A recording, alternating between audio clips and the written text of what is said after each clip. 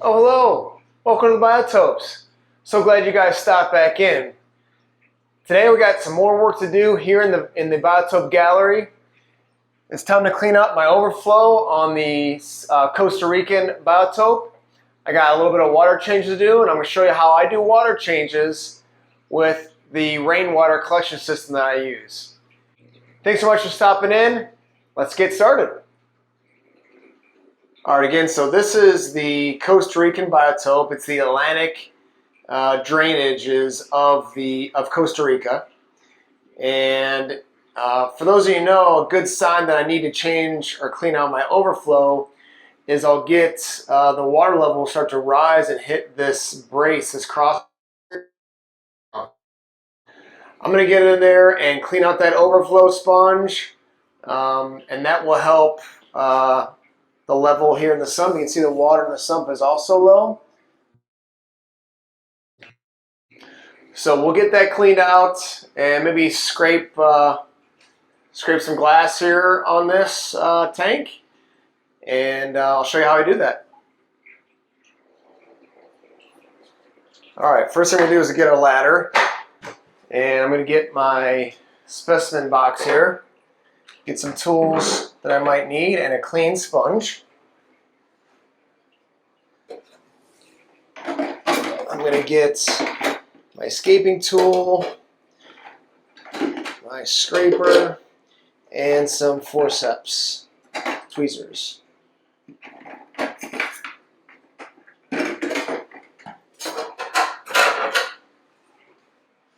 Okay. So first thing I'll do is get this top off.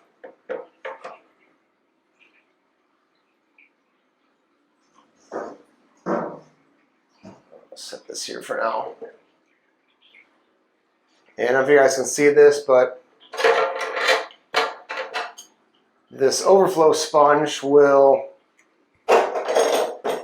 just get detritus and some plant trimmings. So I'll use some forceps to pull those off. Try to keep every little bit of hornwort I can in this tank. It's got some duckweed, which these Central American cichlids will eat.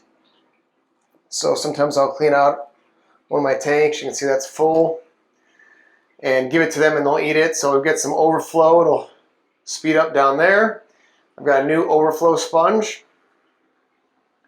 So just replace that.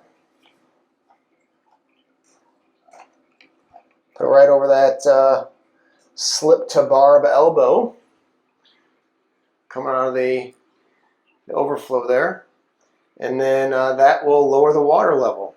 While I'm up here, what I'll usually do is just kind of move some sand around, although I've got long sleeves on today, so that might not be the best of ideas, but we'll try to get a little bit because these Central American cichlids do like to throw their sand and gravel around.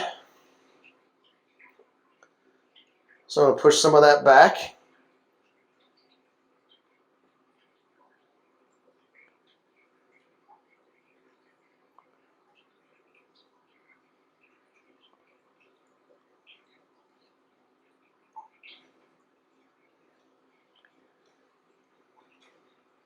It's a losing battle for sure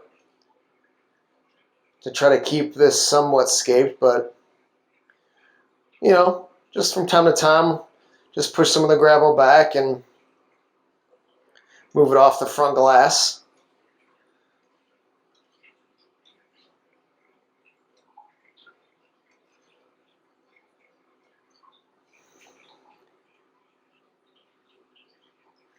Okay.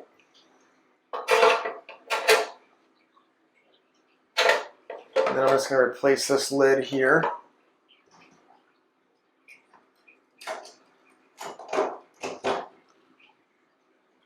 And that should do it.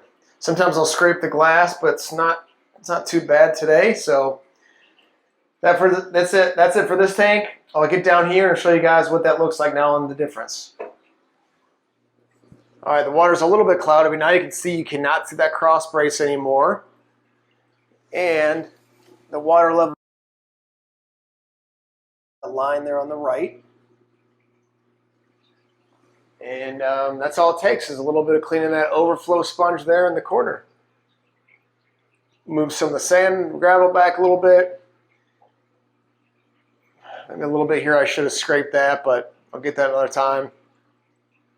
Without plants or any kind of really surface algae eater in this tank, this glass does get a little bit of just algae kind of growing on from time to time. I've let it go on the sides and back. It just looks more natural, and plus that's helping with eating up nitrates. But yeah, so this tank is going really, really well.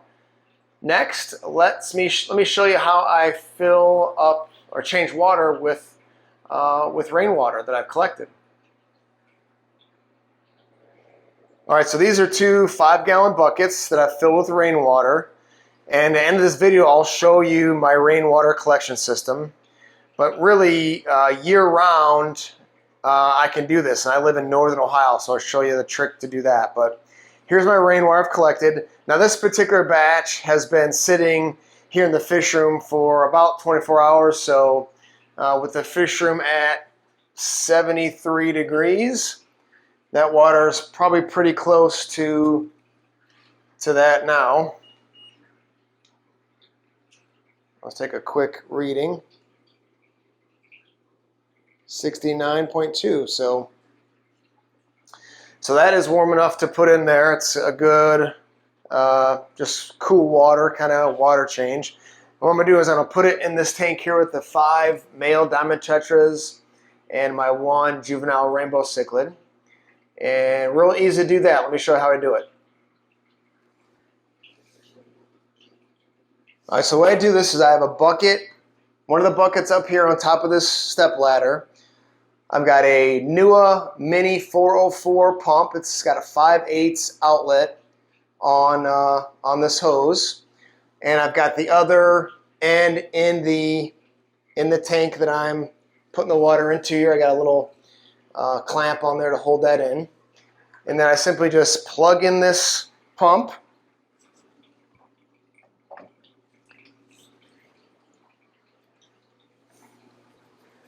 And away we go.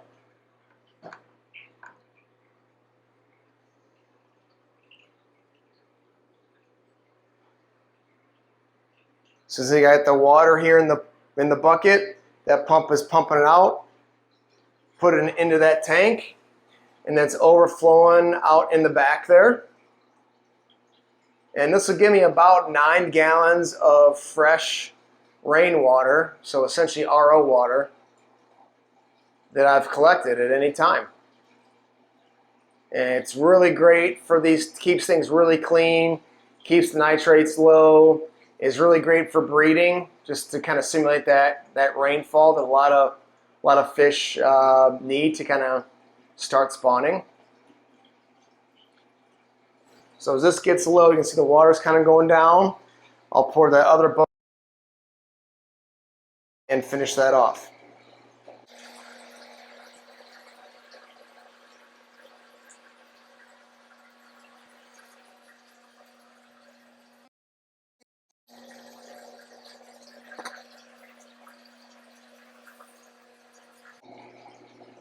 And I'll usually do about 1 tank like this every day or so.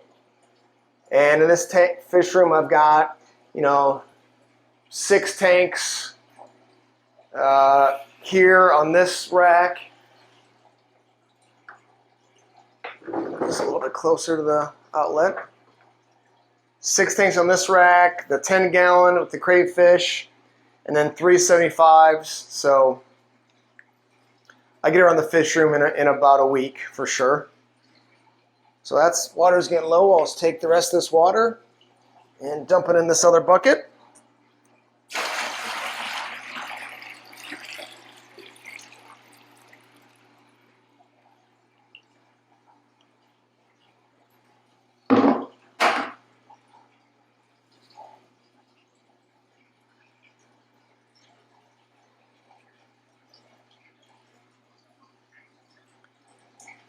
Now, as you know, I've got this room set up on auto water changes, semi-auto, with my whole manifold system.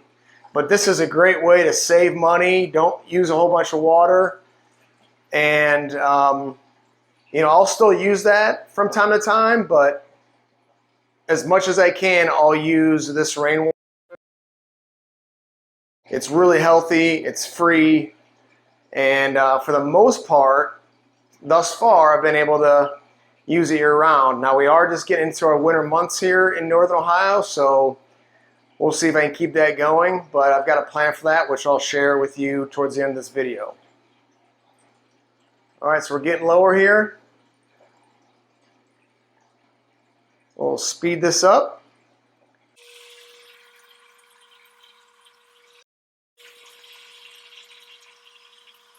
The great thing I found with this new 404 Mini is that it puts water in the tank at the perfect rate that the overflow can take it into the drainage system. I've tried a bigger pump with 3/4 inch hose, and it just overflows too fast for the overflow system to take. So in this, you know, these are 20 highs. This newer 404, this mini 404 has really worked out perfectly. All right, so we're getting to the bottom of this bucket. Once this starts to suck air, I'll unplug it. And then with the extra water, I'm going to put it in one of these upper tanks here, because this pump is not strong enough to get up that high. So I found just dumping, you know, the little bit of water that's left in the bucket helps every time I'm in here. Helps get those tanks some fresh water too. Okay, so there's air. I'm going to unplug it. Quickly, I'm going to take the hose out so that all the siphons stop.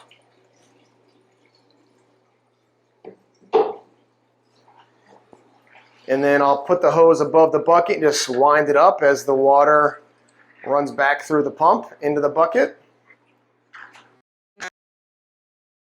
Possible, which is anybody else know that has a fish room, that's not all the way possible.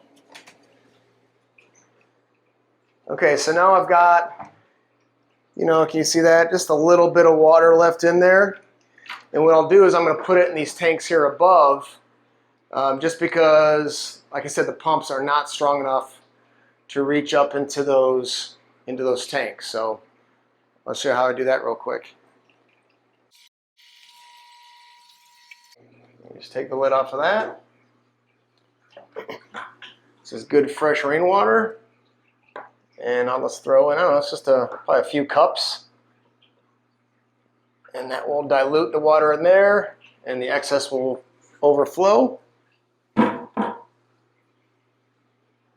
just put the top right back on.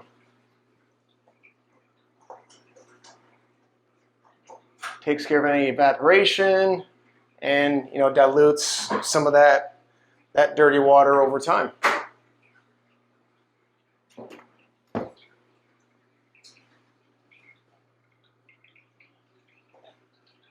All right, that's about it. Get the lid back on here.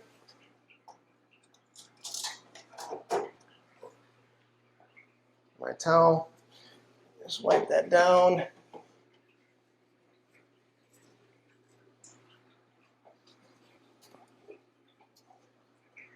And we're good to go in a nice, I don't know, 15-20% with dilution water change on that tank.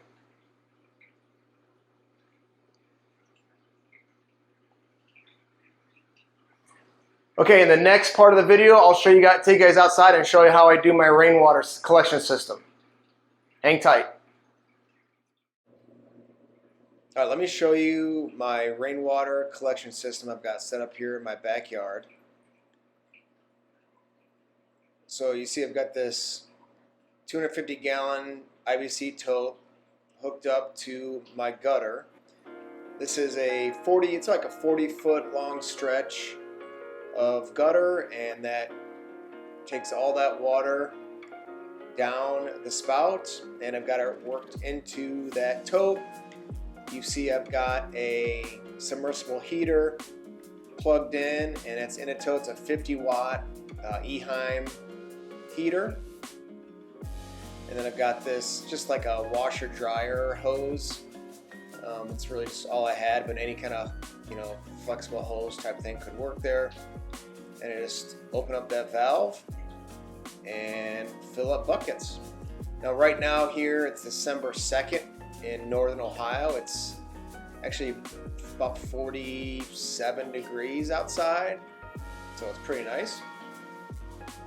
I did find that with a 50-watt heater in this 250-gallon tote, when the weather gets down to, we had some days in the 20s overnight, and that was not enough to keep it from freezing up. You know, the center didn't freeze, but it was too cold.